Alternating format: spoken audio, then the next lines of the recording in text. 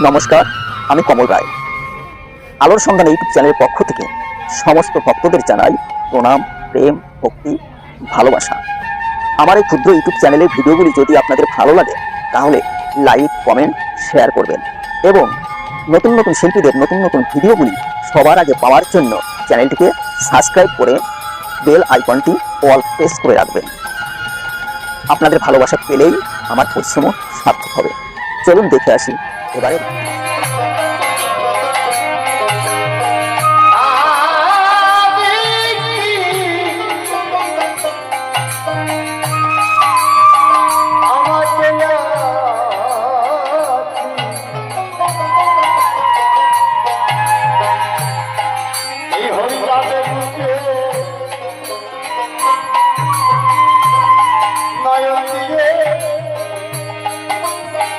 ঘরে ঘরে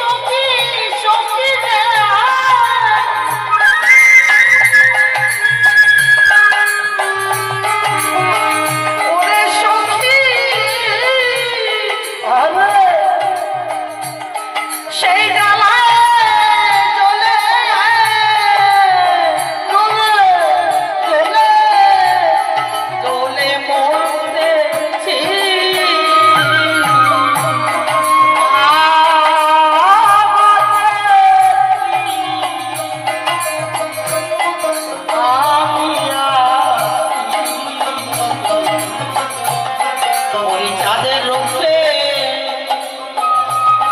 নয়ন দিয়ে অনেক পাখি বাহির হয়েছি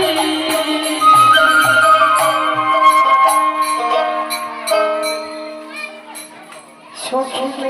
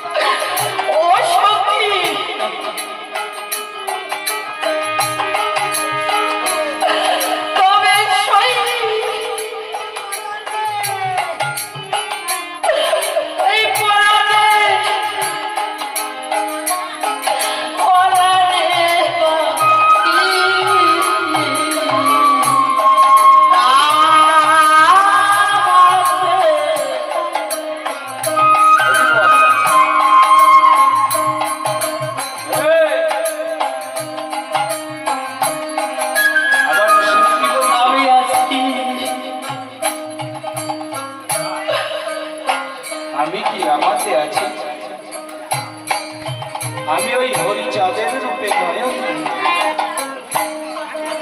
আমি যে বসে আছি আমার অশ্বিনীর কথা অন্তরে বড় ব্যথা,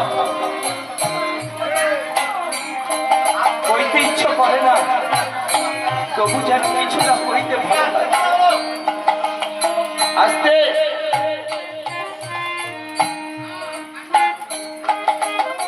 আমার অশ্বিনী বলছে, ও সখী, আমার ঘরের চিন্তামণি ঔষধে যেতে এর উঠে বড় আমার অশ্বিনী বলছে, দাপর যুগে অনাদিরাদি শ্রীকৃষ্ণ একটি ভক্ত পরীক্ষা করিবার দ্বারে বৃন্দাবনে বসে তিনি একটু ছলনা করে আমার কৃষ্ণ বলছে, আমি বড় কাতরত অবস্থায় আছি, তোমরা কেউ কি আমার একটু ওই যমুনা থেকে জল এনে স্নান করাতে পারো? তাহলে হয়তো আমার মাথার এই রোগ, এই মাথার যন্ত্রণা সেরে যেতে পারে। আমার অশ্বিনীর ভাব রাধা ভাব, আমার অশ্বিনীর স্বভাব যমুজের স্বভাব, আমার অশ্বিনীকে পুজো কবি, তার দেহটা পুরুষের আকৃতি হতে পারে কিন্তু ভেতরটা সব প্রকৃতির স্বভাব। সে বোঝো প্রেমের প্রেমিক যিনি আমার অশ্বিনী। তাই শ্রীকৃষ্ণ এই কথা বলা মাত্রে নন্দের রানী মা যশোদা দেবী সমস্ত সখীগণকে ডাক দিয়েছে, ললিতা, বিশোদা, চন্দ্রমা, পদ্মাবতী, চন্দ্রামণি এবং যিনি রায়, রাধেশ্বরী রায়। রায় কিন্তু আসে না, সমস্ত বৃন্দাবনবাসী গিয়েছিল। তাই শ্রীকৃষ্ণ বলছে, আমার এই সুযোগ সারাবেকে একটু পরীক্ষা করে দেখি। কোন রোজা বলতে কাজ হয় না, কিন্তু এক দৈত্য মশাই তার গোত্র খুলে ফেলে যদি সহস্র ছিদ্র কলসিতে করে যমুনা থেকে জল এনে শ্রীকৃষ্ণকে যদি স্নান করানো যায়, তাহলে হয়তো শ্রীকৃষ্ণের এই রোগ থেকে শ্রীকৃষ্ণ মুক্ত পেতে পারে।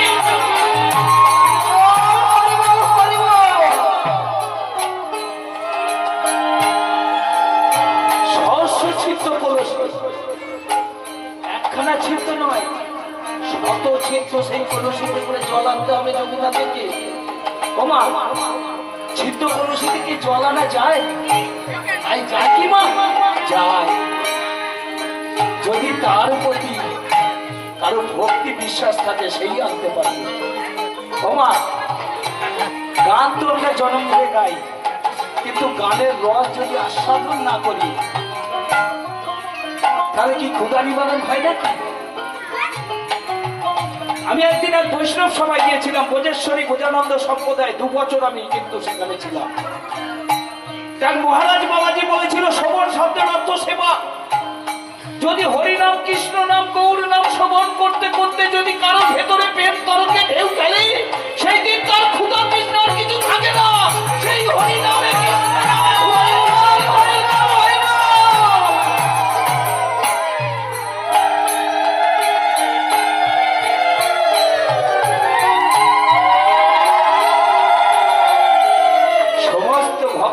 বৃন্দাবনে এসে তারা বলছে, কই দাও দাও, আমরা জল আনতে যাব। কিন্তু একজন আসে নাই, সে কে? সে যে কৃষ্ণের প্রেমের গুরু রাধারানী, তিনি আসে নাই। হঠাৎ রাধারানী খবর পেলে জাপটে বসে যে আমার প্রভু শ্রীকৃষ্ণের মাথার যন্ত্রণায় কাতরতায় ছটফট ছটফট করছে, যে জল আনিতে যায় যমুনাতে, সে জল তো আনতে পারে না। তাই রাধারানী উদ্দেশ্যে ছুটেছে, হা কৃষ্ণ, হা কৃষ্ণ, হা কৃষ্ণ বলতে বলতে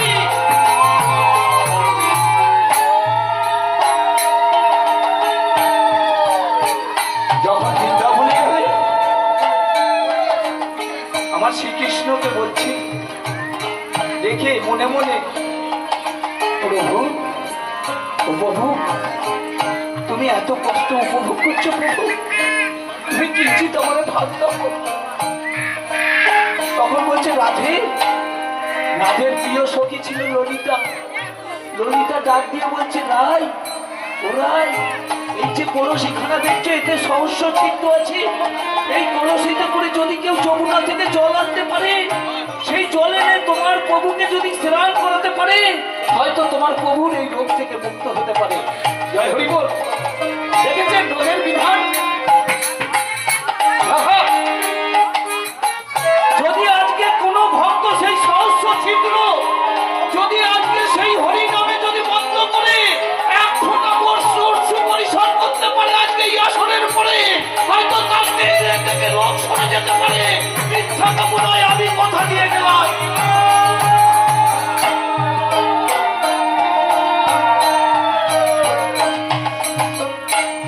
আমার রাধারানী কলসিখানা নিয়ে কমকে ধরিয়ে নাচিতে নাচিতে যমুনার কুলে গিয়ে বসিয়া বলছে, হে যমুনা, হে গঙ্গা সরস্বতী,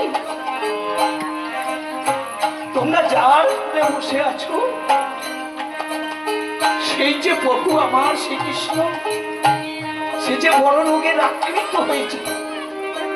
তাই হে যমুনা, হে গঙ্গা, হে সরস্বতী, আমার তো কোনো ভক্তি নাই, শক্তি নাই, তাই তোমরা কৃপা করে এই সহস্র ছিদ্রের ভেতরে কলসিতে তোমরা বাড়ি হয়ে এসে এই জল তোমরা দিয়ে আমার আজকে সেই অনাদিরাদি গোবিন্দ শ্রীকৃষ্ণের মস্তকে তোমরা যাও। তোমাদেরকে করজনে নয়নের জল আমি ভক্তি দিয়ে ডাকছি।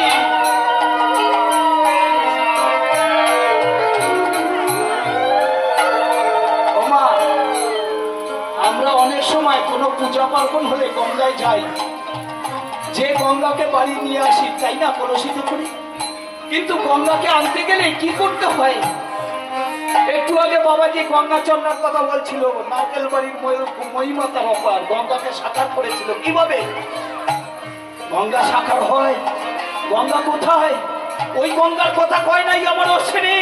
আমার অশ্বিনী বলেছে দেহের ভিতরে তোর এক গঙ্গা আছে, সেই গঙ্গাকে জাগরিত করে, সেই সুন্দরীকে উৎসাহিত করে, মস্তকে দিয়ে নয়ন সিদ্ধ করে মস্ত চরণে বিলীন করে দে, সেই গঙ্গার কথা বলেছে। এই গঙ্গাকে আনা বড় কঠিন মা। কাউকে কিনিয়ে জল মুখে জল আনা যায় না, যায় কি বাবা?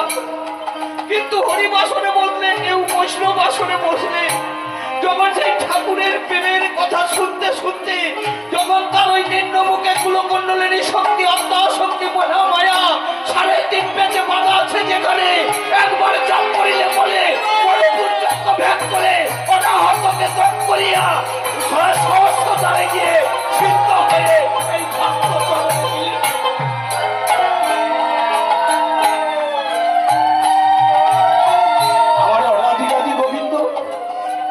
অন্তরে জানতে পারলেন আমার রায় যমুনার কুলে গিয়ে নয়নের জলে হা কৃষ্ণ বলে যমুনাকে কাতর ও কোথাও ভাবে করুণ স্বরে ডাকছে। সেই আমার কৃষ্ণ সেই সহস্র ক্ষুদ্র হয়ে সহস্র ছিদ্রের মধ্যে গিয়ে সেই ছিদ্রগুলোকে বন্ধ করিয়া যমুনাকে, গঙ্গাকে, সরস্বতীকে ডাক দিয়ে বলছে, আয় তোরা চলে আয়, এই সুযোগ আর হারা করিস না। মা, আমাদের ভেতরেও সহস্র ছিদ্র আছে, যদি হরি নামে, কৃষ্ণ নামে, গৌর নামে যদি কেউ বন্ধ করতে পারে, তার এই অশ্রু সনাবরত পরিষদ হয়, সে আমি নিত্যমুখে নাই যায়, সে ঊর্ধ্বগামিত ধাবিত হয়। ভোলা মহেশ্বর যেমন গঙ্গাকে বেঁধে রেখেছিল, এইরকম হরি ভক্তরাও গঙ্গাকে বেঁধে রাখতে পারে, মিথ্যা কবু নয়। তাই আমার অশ্বিনী বলছে, আমি কি আমাদের হরিচাঁদের রূপে নয়নে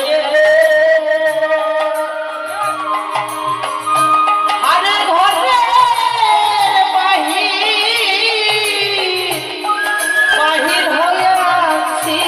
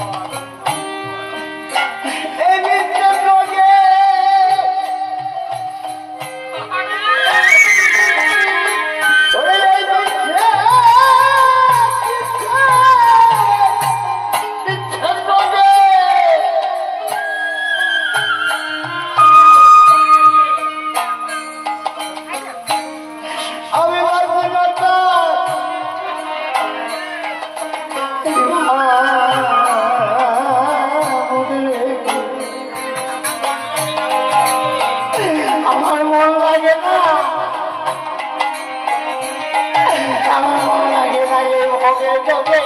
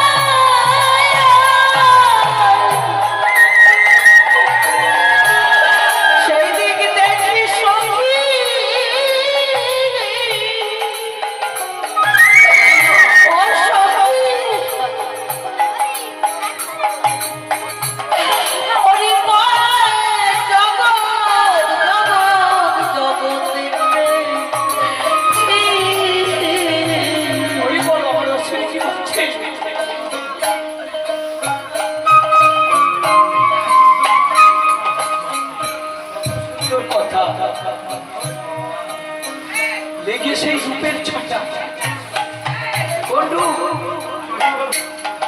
আমার সেই হরিরূপ যে যারে ভক্তি করে সেই তো তার কাছে ঈশ্বর আমার তার রেখেছে। কৃষ্ণ ভক্ত যদি কৃষ্ণের দিকে তাকায় তাহলে তার ভেতরে কত না প্রেম আসে। হরি ভক্ত যদি হরির বিগ্রহের দিকে তাকায় তার দুই নয়নে অশ্রু পরিশোধ হয়। তাই আমার অশ্বিনী বলছে লেগে সেই রূপের ছুটা আমার খসে পড়ল পঞ্চকাঠা। এই পঞ্চভূতে দেহ খেতি অর্ধেক পঞ্চতত্ত্বে পুরে কম রেখেছে মন্দিরে 24.5 বন্ধে বন্ধে রয়েছে ঘরের ভিতরে ওরে সৌফলনা বসত করে তোর এই নবরত্নের ঘরে। এই পঞ্চকাঠা যে একবার বাঁধতে পেরেছে, যে বেঁধে থাকতে পেরেছে, খিটি শব্দের অর্থ মাটি, অপ শব্দের অর্থ জল, তেজ শব্দের অর্থ আগুন, মরুদ শব্দের অর্থ আকাশ। এই আকাশকে দেখা যায়, আকাশের পরে আর একটা শব্দ আছে, সেই শব্দকে কারা ধরতে পারে? যারা এই পঞ্চকথাকে ভক্তি চুরিতে যারা বাঁধতে পারে তারাই জানতে পারে। তার এক নাম হচ্ছে বোম। এই বোম শব্দ সে কিরকম তার আওয়াজ, ভক্তরা কিভাবে তার জপে নির্জনে বসিয়া একান্তে নির্বিলি জায়গায় নির্জনে বসিয়া যদি ও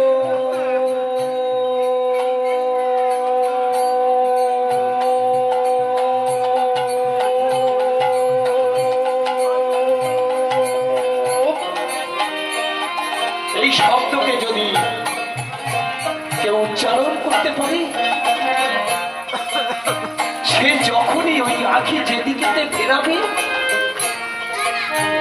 আমার অশ্বিনীর মতো হরিভক্ত, ওই গাছ বৃক্ষ তরুণতা সবাইকে আমার হরিরূপ দর্শন করবে।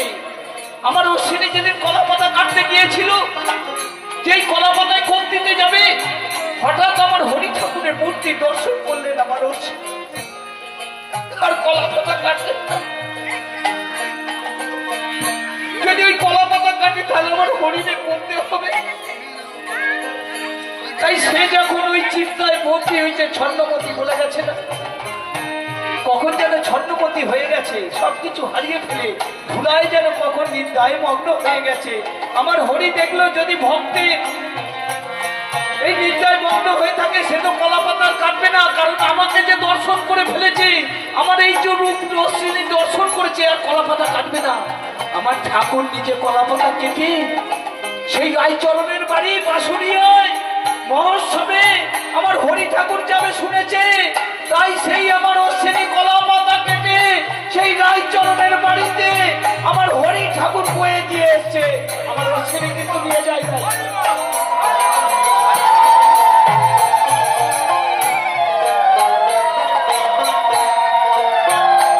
ও বাবা, ও মায়েরা, আমি তো এত ঠাকুরের নাম করি, কই আমার বাড়িতে গুরুচাঁদ ঠাকুর হরিচাঁদ ঠাকুর চাল বয়ে দেয় না। কেন দেয় না? কিসের জন্য দেয় না? কোন কারণে দেয় না?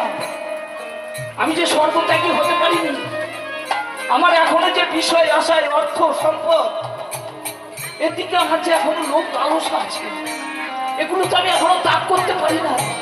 আমার অশ্বিনী বলছে জীবন যৌবন সবে গুরু হয়, এরপরেও যদি ঠাকুর তোমার দিতে কিছু বাকি থাকে, তাও তুমি না পাবো। সবকিছু আমার অশ্বিনী দিয়ে দিয়েছে গুরুচাঁদের পাবে, তারপরেও বলছে ঠাকুর যদি আমার কিছু দিতে বাকি থাকে তাও তুমি না, আমি তোমায় দিচ্ছি। আমার অশ্বিনী বলছে এই পারতে হোক, আমি কেন গুরুপদে করবো ধাম? দেবার মতো এক বস্তু আছে ঠাকুর, তুমি যদি না হও করি তোমায় সম্পদা। ওরে যদি দিতে হয়, এবার মতো এক বস্তু হচ্ছে, যদি কেউ গুরুচাঁদের পায়ে দেয়, গুরুচাঁদ তার বোঝা বয়, মিথ্যা কবুল হয়। অশ্বিনী বিদ্যা বলে গিয়ে তামাক খাবার আশা হয়েছে আমার গুরুচাঁদ ঠাকুর।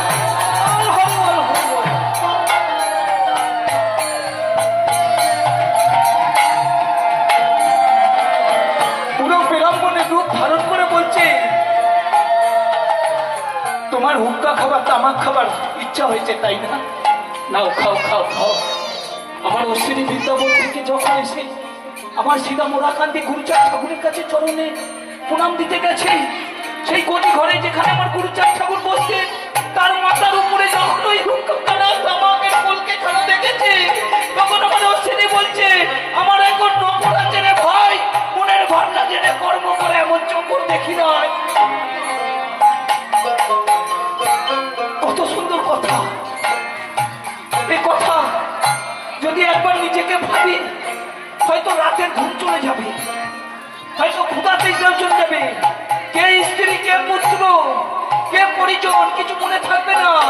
শুধু মনে থাকবেই হরিভক্তের কখন চরণ ধুলি একটু পাবো, এই ওই মায়েদের চরণ ধুলি কখন আমি সর্বাঙ্গে বাঁধবো, মেয়েকে আমার এই দেহের রোগগুলোকে আমি কখন বিনাময় করবো, আমার হরির চরণে আমি কখন দিয়ে আমি এই ধুলায় ধুলারিত হয়ে হরি বল বলতে বলতে কখন যেন করতে সে হারিয়ে যাবো। তাই আমার অশ্বিনী বলছে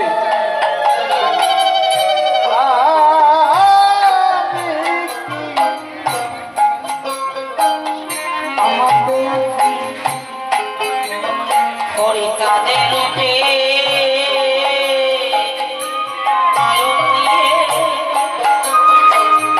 আরে ঘরে